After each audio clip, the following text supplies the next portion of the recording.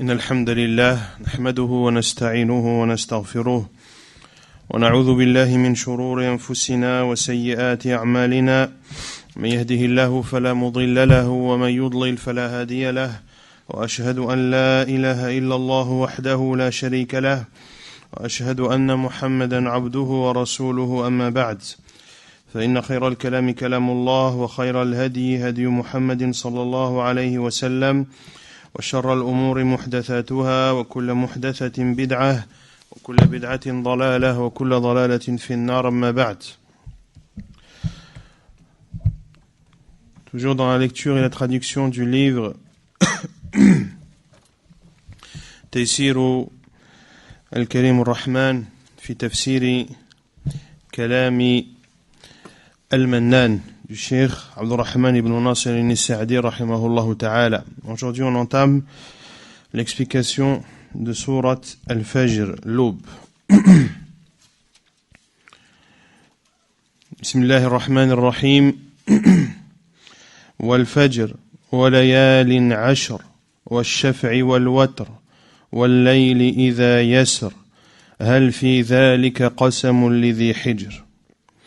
Allah Azza wa Jal dit selon le sens, par l'aube, par les 10 nuits, par le père et l'impère, et par la nuit quand elle s'écoule, n'est-ce pas là un serment pour un doué d'intelligence? قال الشيخ السعدي رحمه الله تعالى تفسير سورة الفجر وهي مكية. L'explication de sourate l'aube qui est une sourate mécoise. الظاهر أن المقسم به هو المقسم عليه وذلك جائز مستعمل إذا كان أمرا ظاهرا مهما وهو كذلك في هذا الموضع. فأقسم تعالى بالفجر الذي هو آخر الليل ومقدمة النهار لما في إدبار الليل وإقبال النهار من الآيات الدالة على كمال قدرة الله تعالى وأنه وحده المدبر لجميع الأمور الذي لا تنبغي العبادة إلا له ويقع في الفجر صلاة فاضلة معظمة يحسن أن يقسم الله بها ولهذا أقسم بعده بالليالي العشر وهي على الصحيح ليالي 10 رمضان أو 10 ذي الحجة فإنها ليال مشتملة على أيام فاضلة ويقع فيها من العبادات والقربات ما لا يقع في غيرها. وفي ليالي 10 رمضان ليلة القدر الذي هي خير من 1000 شهر وفي نهارها صيام آخر رمضان الذي هو ركن من أركان الإسلام. وفي أيام 10 ذي الحجة الوقوف بعرفة الذي يغفر الله فيه لعباده مغفرة يحزن لها الشيطان فما رؤي الشيطان أحقر ولا أدحر منه في يوم عرفة لما يرى من تنزل الأملاك والرحمة من الله لعباده ويقع فيها كثير من أفعال الحج والعمرة وهذه أشياء معظمة مستحقة لأن يقسم الله بها. Il dit rahimahullah ta'ala ce qui apparaît de ces versets dans lesquels Allah Azza wa Jal jure par l'aube, il jure par le père et l'impère, il jure par la nuit quand elle s'écoule. Cheikh Sa'di rahimahullah dit que ce qui apparaît de cela est que ce pourquoi Allah a juré, que ce par quoi Allah a juré et ce pourquoi Allah a juré. Ce par quoi Allah a juré, c'est-à-dire les choses par lesquelles Allah a juré, sont également ce pourquoi Allah a juré. Car, lorsque l'on jure, on jure pour quelque chose. On jure par Allah, mais pour quelque chose. Quand quelqu'un met en doute ta parole, tu dis, par Allah, j'ai dit vrai. Tu vas donc jurer par Allah afin de prouver que ta parole est vraie. Et ici, Cheikh Sa'di dit que dans ces versets, Allah Azza wa Jal, ce par quoi il a juré, c'est ce pourquoi il a juré. Ceci pour montrer l'importance de ces choses. Ainsi, Allah Azza wa Jal a juré par l'aube, qui est la fin de la nuit et le début du jour. car il y a dans le départ de la nuit et l'arrivée du jour des signes clairs qui démontrent la force et le fait qu'Allah Azza wa Jal est capable de toutes choses. Cela prouve également, c'est-à-dire il y a dans le fait que la nuit s'en aille et que le jour arrive, il y a une preuve qu'Allah Azza wa Jal est le seul qui administre toutes choses.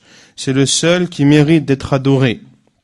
Et a lieu pendant l'aube une prière qui a un immense mérite.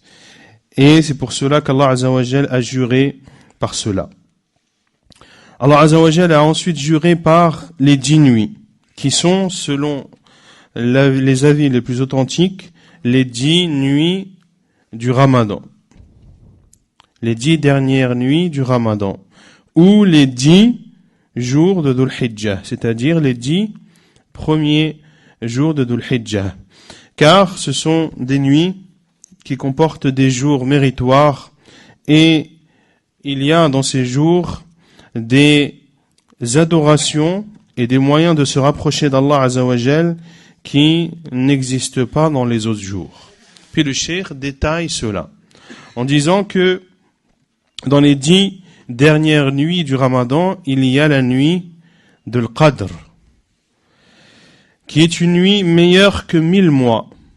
Et durant les journées de ces 10 derniers jours, il y a le jeûne de la fin du Ramadan, un jeûne qui est un pilier de l'islam. Et concernant les 10 jours de Dhul Hijjah, il y a, durant ces 10 jours, la station de Arafah, un jour dans lequel Allah Azza wa Jal pardonne à ses serviteurs, un pardon qui attriste le diable. Et le diable n'a jamais été vu aussi humilié et aussi rabaissé que le jour de Arafat, lorsqu'il voit la descente des anges et la descente de la miséricorde d'Allah Azza wa Jal sur ses serviteurs.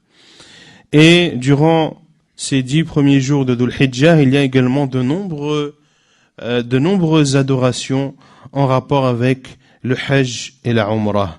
Et tout ceci sont des choses importantes qui méritent qu'Allah Azza wa Jal jure par celles-ci. Et bien entendu, cela est propre à Allah Azza wa Jal de jurer par quelconque de ses créatures. Quant aux êtres humains, ils ne se doivent de jurer que par Allah subhanahu wa ta'ala. ثم قال والليل إذا يسر أي وقت سريانه وإرخائه ظلامه على العباد فيسكنون ويستريحون ويطمئنون رحمة منه تعالى وحكمة. هل في ذلك المذكور قسم لذي حجر أي لذي عقل؟ نعم، بعض ذلك يكفي لمن كان له قلب أو ألقى السمع وهو شهيد. Puis le Cheikh Saadi dit, et Allah Azza wa Jal dit, par la nuit quand elle s'écoule, c'est-à-dire par la nuit lorsqu'elle couvre de son obscurité les serviteurs. Ainsi, les gens deviennent sereins, les gens se reposent et deviennent apaisés, et ceci est de la part d'Allah Azza wa Jal une miséricorde et une sagesse. N'est-ce pas là, c'est-à-dire dans ce qui a été cité, tout ce qui a été cité, n'est-ce pas un serment pour celui qui est doué d'intelligence? C'est-à-dire, n'y a-t-il pas dans cela un rappel pour celui qui a une raison? La réponse est oui. Une partie seulement de cela suffit pour celui qui détient un cœur, pour celui qui prête l'oreille et qui est témoin. ثم قال تعالى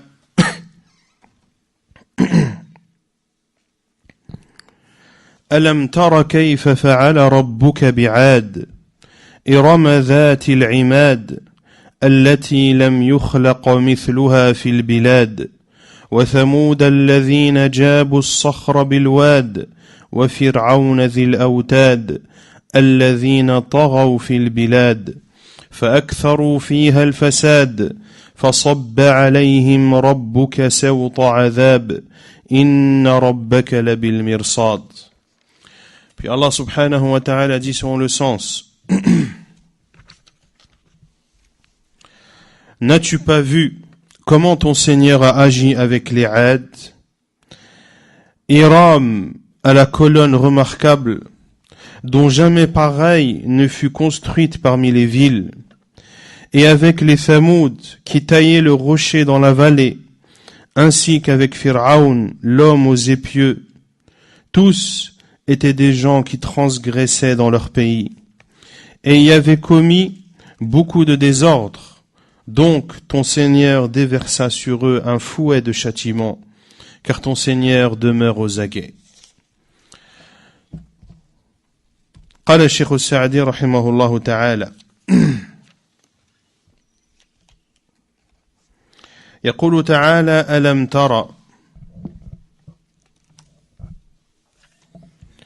بقلبك وبصيرتك كيف فعل بهذه الأمم الطاغية، وهي إرم القبيلة المعروفة في اليمن ذات العماد، أي القوة الشديدة والعتو والتجبر، التي لم يخلق مثلها، أي مثل عاد في البلاد، أي في جميع البلدان في القوة والشدة، كما قال لهم نبيهم هود عليه السلام: واذكروا إذ جعلكم خلفاء من بعد قوم نوح وزادكم في الخلق بسطة، فاذكروا آلاء الله لعلكم تفلحون.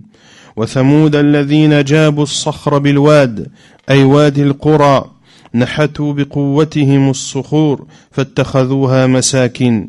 وفرعون ذي الأوتاد، أي ذي الجنود الذين ثبتوا ملكه، كما تثبت الأوتاد ما يراد إمساكه بها، الذين طغوا في البلاد. هذا الوصف عائد إلى عاد وثمود وفرعون ومن تبعهم، فإنهم طغوا في بلاد الله وآذوا عباد الله في دينهم ودنياهم، ولهذا قال: فأكثروا فيها الفساد، وهو العمل بالكفر وشعبه من جميع أجناس المعاصي، وسعوا في محاربة الرسل وصد الناس عن سبيل الله، فلما بلغوا من العتو ما هو موجب لهلاكهم أرسل الله عليهم من عذابه ذنوبا وسوط عذاب. إن ربك لبالمرصاد لمن عصاه يهمله قليلا ثم يأخذه أخذ عزيز مقتدر. Il dit rahimahullah, Allah Azza wa Jal dit: N'as-tu pas vu par ton cœur et ta clairvoyance ce qu'ont subi les peuples qui ont commis la tyrannie, qui sont Iram, cette tribu connue au Yémen, Dhat il-Imad, à la colonne remarquable, c'est-à-dire à la force considérable. Ils avaient une force considérable, de même qu'ils étaient orgueilleux et qu'ils opprimaient. Allati lam yukhlaq mithluha, personne ne fut créé aussi fort que sur terre, c'est-à-dire aussi fort que Ad. Sur terre, c'est-à-dire dans l'ensemble des pays, dans l'ensemble des terres, comme l'a dit leur prophète Hud alayhi salam, car Ad est le peuple de Hud alayhi salam. Lorsque Hud alayhi salam leur a dit: et rappelez-vous quand il vous a fait succéder au peuple de Nuh, واذكروا إذ جعلكم خلفاء من بعد قوم نوح, et qu'il a accru votre corps en hauteur. فاذكروا آلاء الله لعلكم تفلحون. Eh bien, rappelez-vous les bienfaits d'Allah afin que vous réussissiez. Ainsi, le peuple de Ad, Allah Azza wa Jal leur avait donné une force considérable.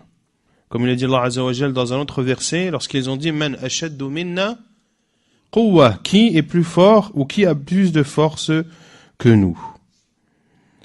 Et Allah Azza wa Jal a répondu Alam ya'lamu anna Allah alladhi khalaqahum huwa ashaddu minhum quwwa. Ne savent-ils pas qu'Allah qui les a créés est bien plus fort qu'eux. Puis Allah Azza wa Jal dit Wa thamud alladhina jabu as-sakhra bil wad. Et Thamoud qui taillait le rocher dans la vallée, c'est-à-dire dans la vallée de l'Qura. Ils ont ainsi taillé par leur force les rochers et ils en ont fait des demeures pour eux. Et ils en ont fait des demeures pour eux. Wa fir'aun dhil awtad. Ainsi qu'avec Pharaon, l'homme, ici c'était traduit l'homme aux épieux.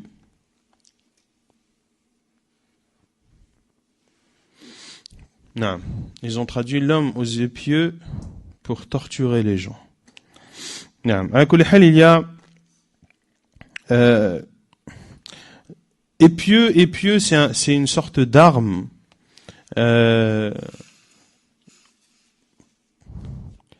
Qui est une sorte de petite lance d'à peu près 1 mètre avec un bout en fer. C'est une arme, et moi j'aurais plus traduit cela. Al-Awtan, on le traduit plus par un piquet. Un piquet comme cela est connu dans la langue arabe, que Al-Awtad, qui est le pluriel de Watad, qui est un piquet qui peut être en bois ou qui peut être en métal. Et on peut châtier avec un piquet. Et le fait d'utiliser le terme piquet, permet de pouvoir comprendre ce verset ou ce terme l'awtad comme les mufassirin l'ont expliqué. À savoir que c'est quelque chose, que c'est l'armée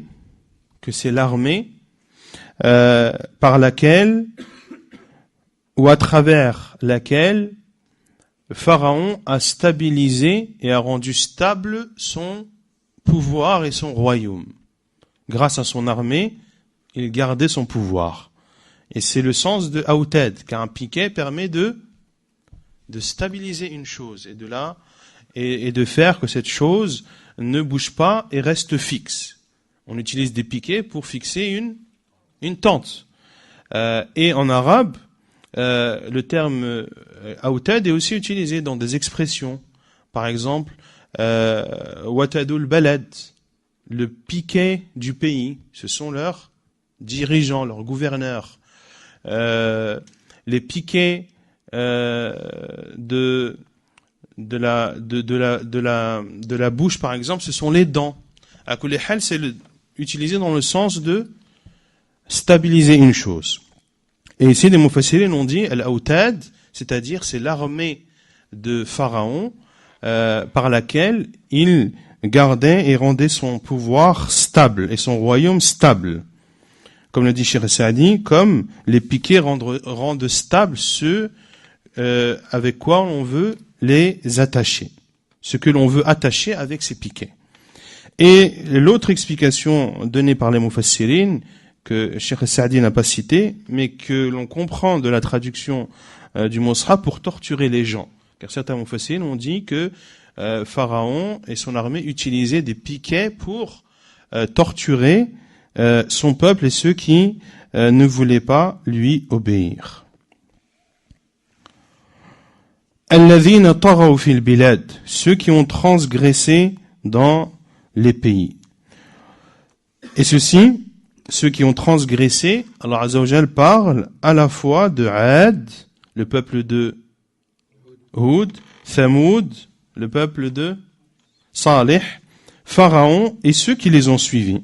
Car ils ont effectivement transgressé les limites d'Allah dans les pays d'Allah et ils ont fait du mal aux serviteurs d'Allah à la fois dans leur religion et dans leur vie d'ici-bas.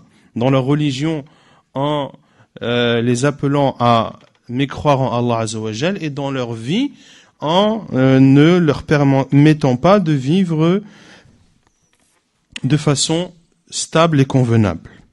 وَلِهَذَا قال, pour cela qu'Allah Azza wa Jal a dit, ils ont semé beaucoup de désordre. فَأَكْثَرُوا فِيهَا الْفَسَادِ.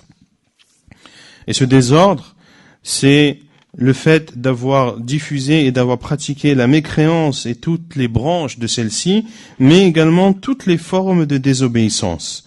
Ainsi, ils ont combattu les prophètes qui ont été envoyés à eux, ils ont égaré les gens et les ont éloignés du chemin d'Allah, et lorsqu'ils ont atteint dans leur arrogance et dans leur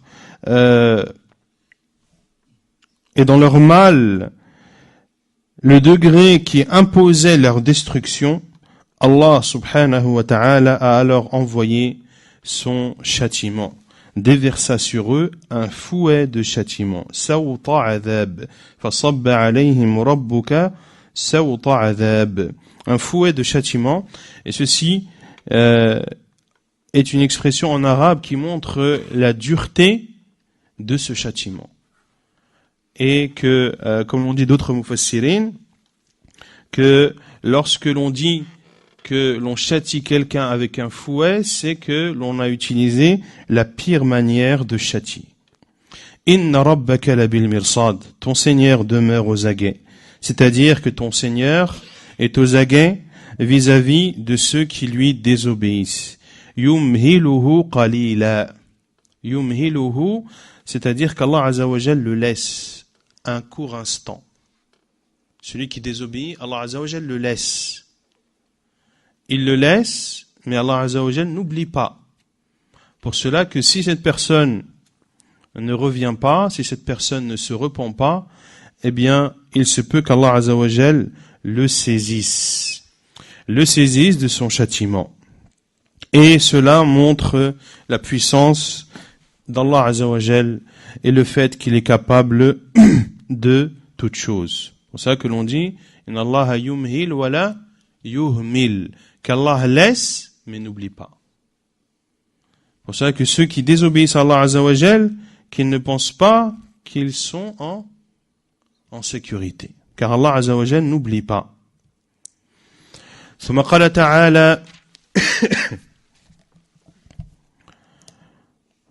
فأما الإنسان إذا ما ابتلاه ربه فأكرمه ونعمه فيقول ربي أكرمن وأما إذا ما ابتلاه فقدر عليه رزقه فيقول ربي أهانن كلا بل لا تكرمون اليتيم ولا تحاضون على طعام المسكين وتأكلون التراث أكلا لما وتحبون المال حبا جما. Allah Azza wa Jal dit selon le sens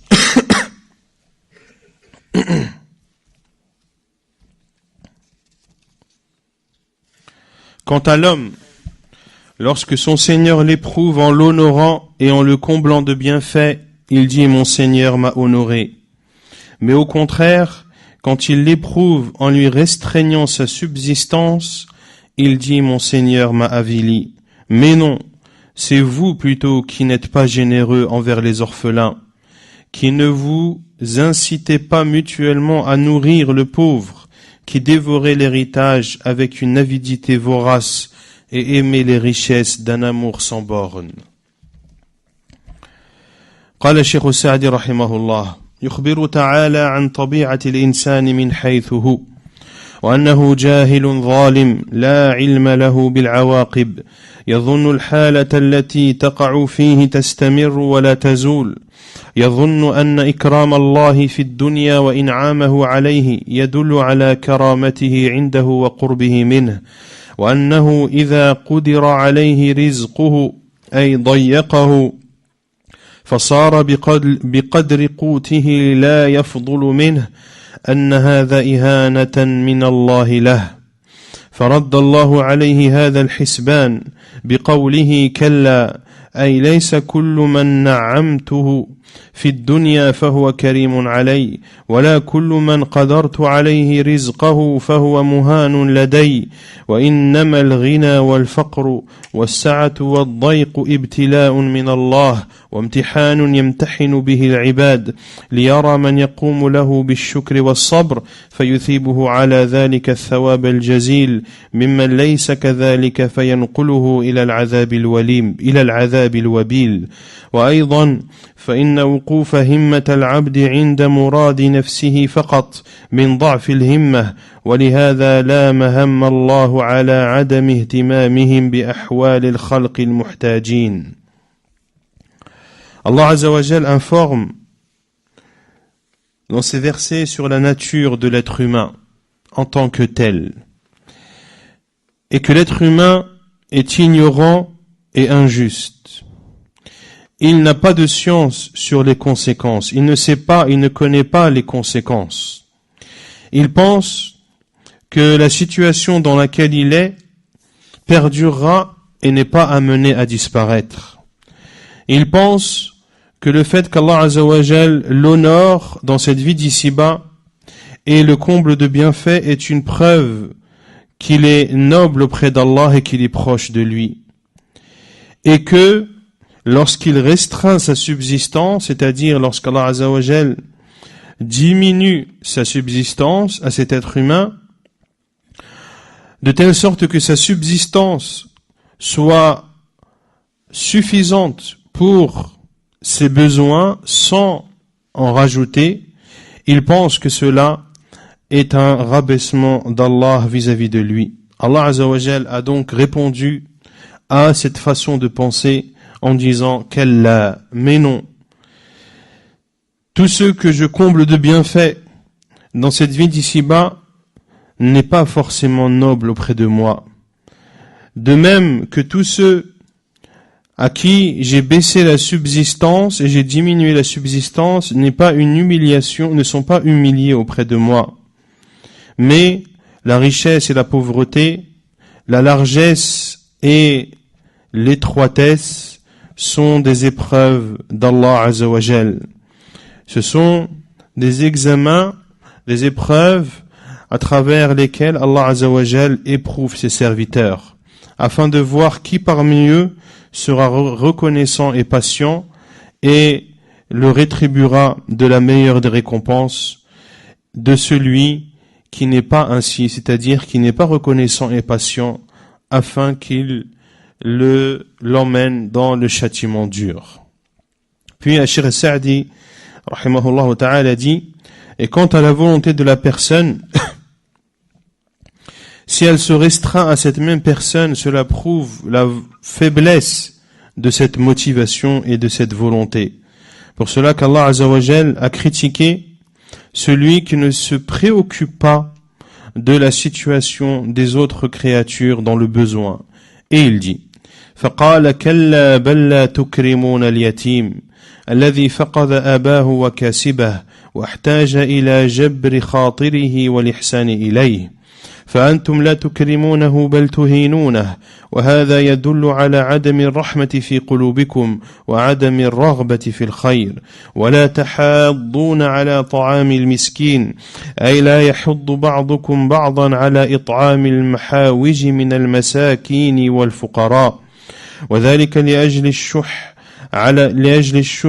على الدنيا ومحبتها الشديدة المتمكنة من القلوب ولهذا قال وتأكلون التراث أي المال المخلف أكلا لما أي ذريعا لا تبقون على شيء منه وتحبون المال حبا جما أي كثيرا شديدا وهذا كقوله تعالى بل تؤثرون الحياة الدنيا والآخرة خير وأبقى وكقوله تعالى كلا بل تحبون العاجلة وتذرون الآخرة. Puis Allah Azza wa Jal dit, on dit Cheikh Sa'di, qu'Allah a critiqué ceux qui ne se préoccupent pas des autres créatures dans le besoin et il dit, mais non, c'est plutôt vous qui n'êtes pas généreux envers les orphelins. les orphelins, l'orphelin, envers l'orphelin, celui qui a perdu son père et celui qui lui donne la subsistance. Ainsi, en islam, l'orphelin est celui qui a perdu son père.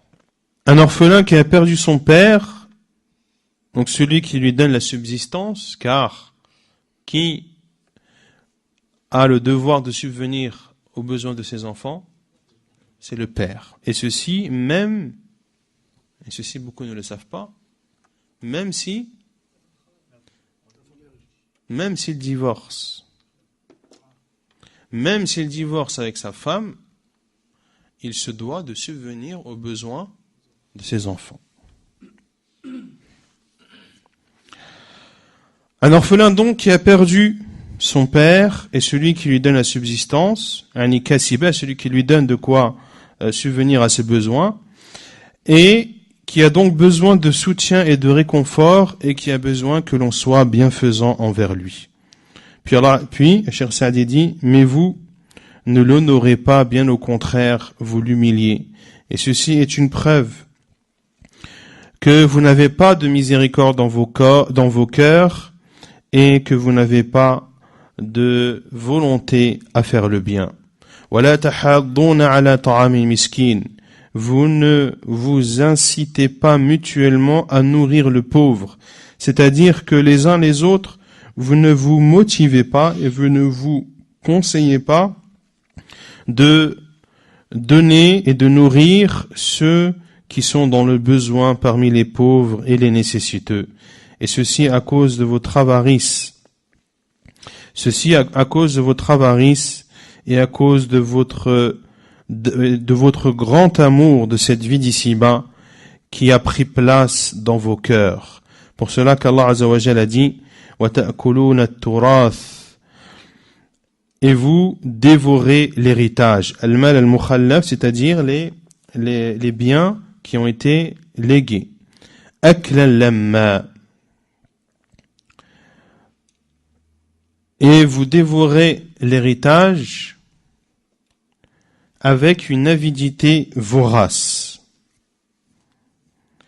C'est-à-dire que vous ne laissez rien. Vous ne laissez rien de cet héritage.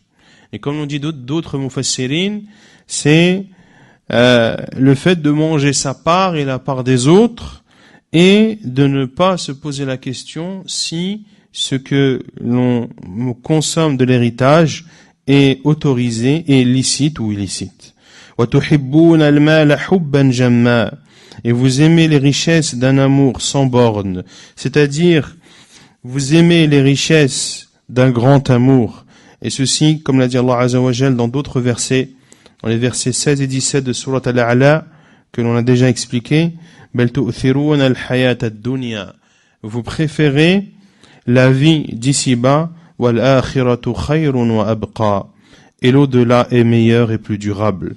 Et comme dans la parole d'Allah Azza wa Jal dans Surat Al-Qiyamah, les versets 20 et 21, كَلَّا بَلْ تُحِبُّونَ الْعَاجِلَةَ, au contraire, vous préférez la vie éphémère et vous délaissez l'au-delà. ثم قال تعالى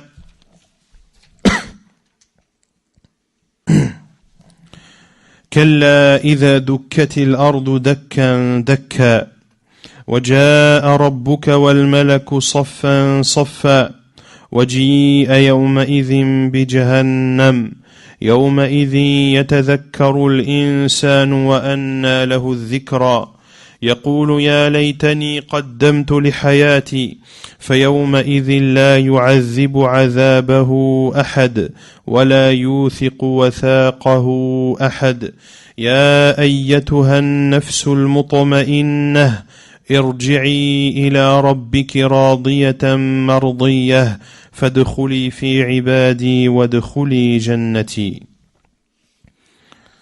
Puis Allah Azza wa Jalla dit selon le sens, prenez garde quand la terre sera complètement pulvérisée, que ton Seigneur viendra ainsi que les anges rang par rang, et que ce jour-là on amènera l'enfer. Ce jour-là l'homme se rappellera, mais à quoi lui servira-t-il de se souvenir? Il dira, hélas, que n'ai-je fait du bien pour ma vie future? Ce jour-là donc, nul ne saura châtier comme lui châtie, et nul ne saura garrotter comme lui garrotte. Ô toi, âme apaisée, retourne vers ton Seigneur, satisfaite et agréée, entre donc parmi mes serviteurs et entre dans mon paradis. قال الشيخ السعدي رحمه الله: كلا، أي ليس كل من أحببتم من الأموال وتنافستم فيه من اللذات بباق لكم، بل أمامكم يوم عظيم وهول جسيم تدك فيه الأرض والجبال وما عليها حتى تجعل قاعا صفصفا لا عوج فيه ولا أمتا. ويجيء الله تعالى لفصل القضاء بين عباده في ظلل من الغمام، وتجيء الملائكة الكرام أهل السماوات كلهم صفا صفا، أي صفا بعد صف، كل سماء يجيء ملائكته صفا يحيطون بمن دونهم من الخلق، وهذه الصفوف صفوف خضوع وذل للملك الجبار. وجيء يومئذ بجهنم تقودها الملائكة بالسلاسل. فإذا وقعت هذه الأمور يومئذ يتذكر الإنسان ما قدمه من خير وشر، وأن له الذكرى فقد فات أوانها وذهب زمانها، يقول متحسرا على ما فرط في جنب الله: يا ليتني قدمت لحياتي الدائمة الباقية عملا صالحا، كما قال تعالى: يقول يا ليتني اتخذت مع الرسول سبيلا، يا ويلتى ليتني لم أتخذ فلانا خليلا. وفي الآية دليل على أن الحياة التي ينبغي السعي في أصلها وكمالها وفي تتميم لذاتها هي الحياة في دار القرار، فإنها دار الخلد والبقاء. فيومئذ لا يعذب عذابه أحد لمن أهمل ذلك اليوم ونسي العمل له، ولا يوثق وثاقه أحد، فإنهم يقرنون بسلاسل من نار ويسحبون على وجوههم في الحميم ثم في النار يسجرون، فهذا جزاء المجرمين. وأما من اطمأن إلى الله وآمن به وصدق رسله فيقال له: يا أيتها النفس المطمئنة إلى ذكر الله الساكنة إلى حبه التي قرت عينها بالله، ارجعي إلى ربك الذي رباك بنعمته وأسدى عليك من إحسانه ما سرت به من أوليائه وأحبابه، راضية مرضية، أي راضية عن الله وعن ما أكرمها به من الثواب، والله قد رضي عنها، فادخلي في عبادي وادخلي جنتي. وهكذا تخاطب به الروح يوم القيامة، وتخاطب به في حال الموت، والحمد لله رب العالمين. Cheikh Sa'di rahimahullah dit: prenez garde, dans la parole d'Allah Azza wa Jal, kalla, prenez garde, c'est-à-dire que tout ce que vous aimez comme bien et ce pourquoi vous vous concurrencez comme plaisir ne va pas perdurer. Bien au contraire, il y a devant vous un jour immense, un jour qui comporte des tourments considérables, un jour dans lequel sera pulvérisée la terre, les montagnes et tout ce qu'elle contient jusqu'à être une plaine étendue, qui ne sera ni sinueuse et qui ne comportera pas de montée. Allah Azza wa Jal viendra afin de juger entre ses serviteurs. Viendront également les anges nobles, les habitants des cieux, tous en rang par rang, c'est-à-dire rang après rang. les anges de chaque ciel viendront en rang. يحيطون بمن دونهم من الخلق. Ils entoureront tous les autres parmi les créatures. Et ces rangs seront des rangs de rabaissement et des rangs d'humilité devant le roi Allah subhanahu wa ta'ala. وَجِيءَ يَوْمَئِذٍ بِجَهَنَّمْ. Ce jour-là, on amènera l'enfer, qui sera amené par des anges qui traîneront cet enfer grâce à des chaînes. Et dans le hadith, combien de chaînes? 70 000. Et dans chaque anneau, 70 000. فإذا وقعت هذه الأمور, quand ces choses-là arriveront, ce jour-là, l'homme se rappellera ce qu'il aura fait de bien et de mal. وأنى له الذكرى. Mais à quoi lui servira-t-il de réfléchir et de se rappeler? Car il sera trop tard. Et le moment, c'est-à-dire dans lequel il est encore profitable de réfléchir et de se remettre en cause, est passé. Il dira, c'est-à-dire cet homme, en regrettant ce qu'il a fait de mal durant son vivant, hélas, n'ai-je fait du bien pour une vie future? C'est-à-dire qu'il regrettera de ne pas avoir fait de bien pour cette demeure qui va perdurer, de ne pas avoir fait un acte vertueux et pieux, comme le dit Allah Azza wa Jal dans les autres versets de Surat Al-Furqan, les versets 27 et 28. Il dira: malheur à moi si j'avais pris un chemin avec le prophète.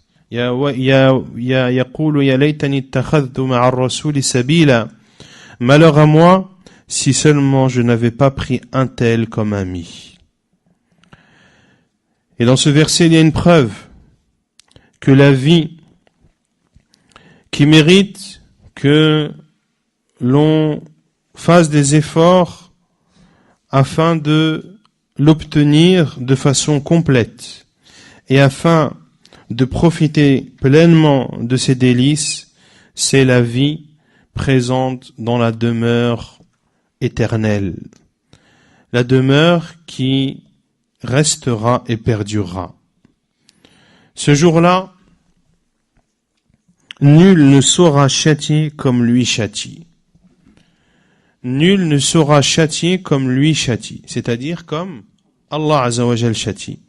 Comme Allah châtie celui qui a été insouciant et a oublié ce jour et a oublié de ce fait d'œuvrer pour ce jour. وَلَا يُوثِقُ وَثَاقَهُ أَحَدٌ. Et nul ne saura enchaîner comme lui enchaîne. Ainsi, فَإِنَّهُمْ يُقْرَنُونَ بِسَلَاسِلَ مِنْ نَارٍ. Ils seront amenés en étant traînés par des chaînes de feu. Ils seront traînés par leur visage dans l'eau bouillante. ثُمَّ فِي النَّارِ يُسْجَرُونَ. Puis ils seront brûlés dans le feu. فَهَذَا جَزَاءُ الْمُجْرِمِينَ. Ceci est la rétribution des criminels. Ceci est la rétribution des criminels. Quant à celui dont le cœur a été apaisé vers Allah Azza wa Jal, qui a cru en Allah, qui a considéré vrai ses prophètes, il lui sera dit: ô toi âme apaisé, c'est-à-dire apaisé face au rappel d'Allah, qui est sereine dans l'amour d'Allah, et l'âme qui trouve sa réjouissance en Allah subhanahu wa ta'ala. Il lui sera dit: irji'i ila rabbik, retourne vers ton Seigneur, qui t'a comblé de ses bienfaits, qui t'a accordé ses bienfaisances de telle sorte que tu sois devenu ou que tu fasses partie de ses alliés et de ses bien-aimés. Radiyatan mardiyah, une âme satisfaite et agréée. Agréée par Allah. وعن ما أكرمها به من الثواب. Et elle sera satisfaite de ce qu'Allah Azza wa Jal, de ce par quoi Allah Azza wa Jal l'aura honoré comme récompense. Wallahu qad radiya anha, car Allah aura été satisfait d'elle. Puis il lui sera dit, entre donc parmi mes serviteurs. Il sera dit à l'âme. Fadkhuli fi ibadi, entre donc parmi mes serviteurs, entre dans mon paradis. Ainsi, l'on s'adressera à cette âme le jour du jugement, et ainsi l'on s'adressera à cette âme au moment de la mort. Walhamdulillahi Rabbil Alamin. Et la louange appartient à Allah, le Seigneur des mondes.